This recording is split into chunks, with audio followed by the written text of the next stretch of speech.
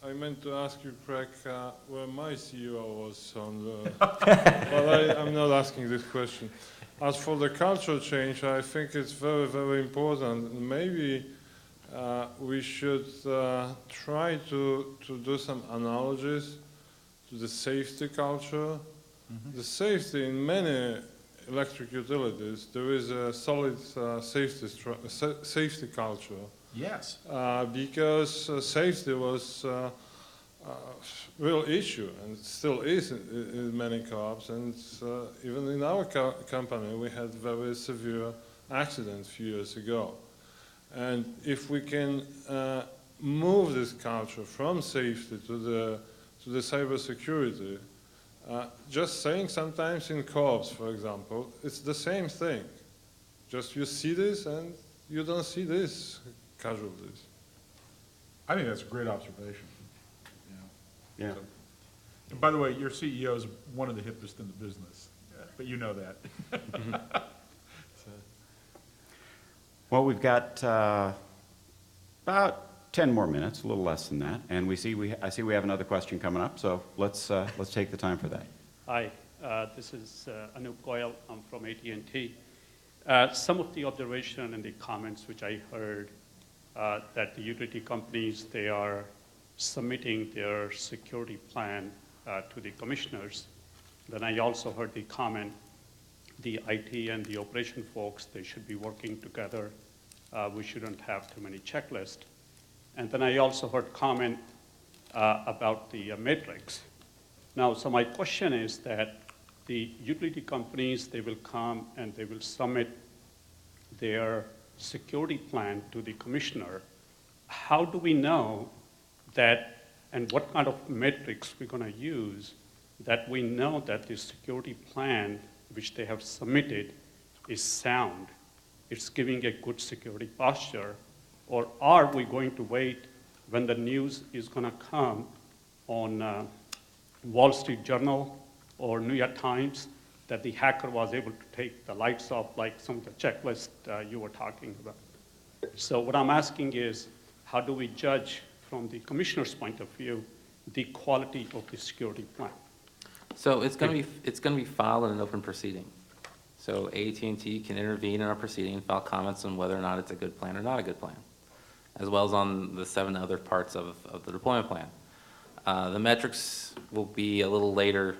We'll come up with those a little bit later during a separate process, partly to get at we don't know what we need to measure just yet. We have some high-level ideas that what we think we want to know, but we don't quite know what exactly we want to measure.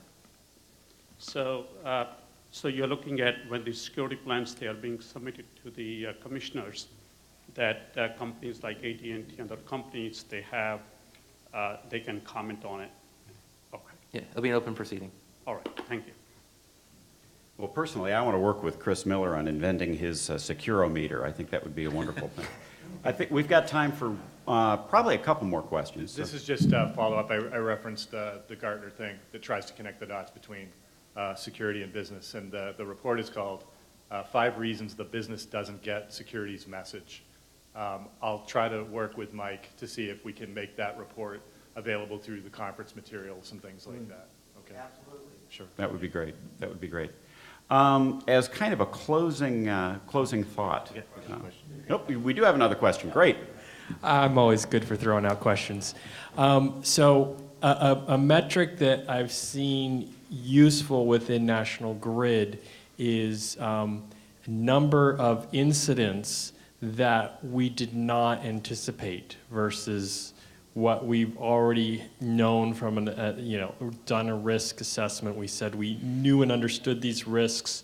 We had accepted the risk, or maybe we had mitigation plans that were ongoing, but it takes time to mitigate risks, versus incidents that were totally unknown, out of the blue, we didn't anticipate them, things like that.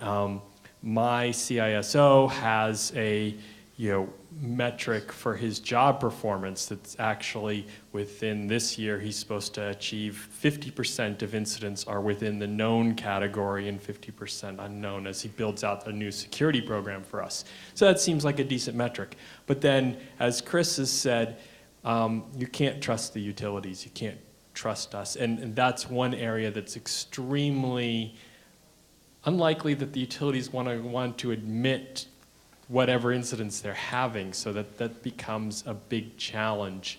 I don't know exactly what you guys can do about that, but some thoughts along risk rather than security as things to look for.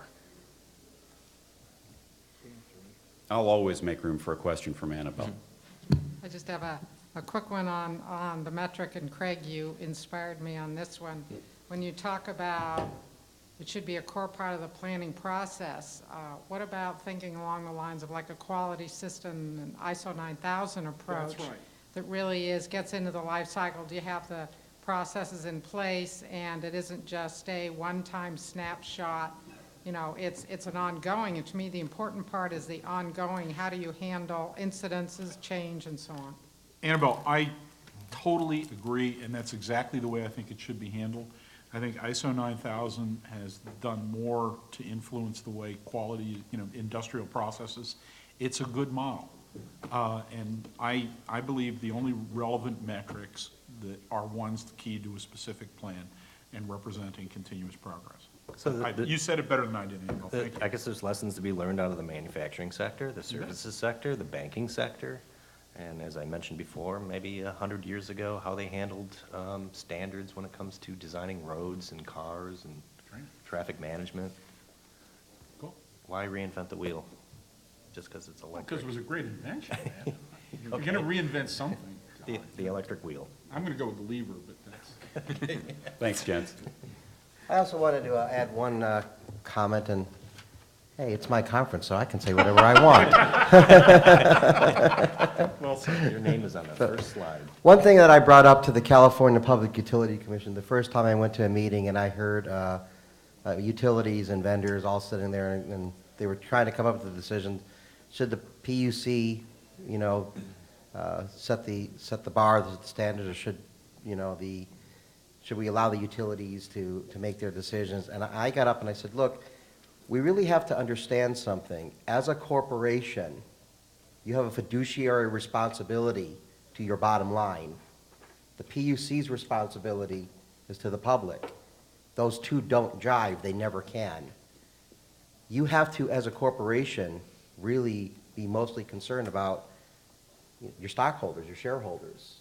So, the difficulty I have is, unless they actually can get together and discuss, okay, what are each other's sort of goals, you're never really going to resolve this issue. Well, But people have to understand that. That's true to a certain extent, but, at the same time, not only do the electrical utilities have